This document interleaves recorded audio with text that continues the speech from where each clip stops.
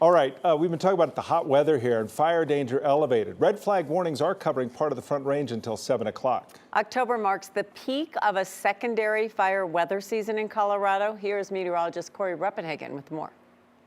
Fire weather is a combination of weather conditions that makes fire starts more likely and allows for faster fire spread. Gusty winds, low humidity, and warm temperatures are all contributing factors. Wednesday was already the second day this October with fire weather warnings, also known as red flag warnings, in place. And the data show that October is the peak of a secondary fire weather season in Colorado. The blustery fall winds start to increase as the jet stream sags to the south in October and more frequent cold fronts sweep through the area. Southerly winds also become less common starting in October, which lowers the humidity in the air. There is one more factor that contributes to that secondary spike in fire weather.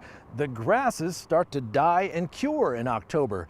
Prairies and urban grasslands like this one become very susceptible to fast-moving wildfire during this time, along with the ground cover in forested areas. That combination of dead grass, stronger winds, and low humidity lasts well into the winter months. In fact, it gets windier and drier towards the end of the year. But the number of fire weather warnings gradually decrease after October because of more frequent snow cover. The Marshall Fire in December of 2021 is a good example of what can happen towards the end of the year when elevated fire weather meets a long stretch with little to no precipitation. Meteorologist Corey Reppenhagen for the 9 News Weather Impact Team.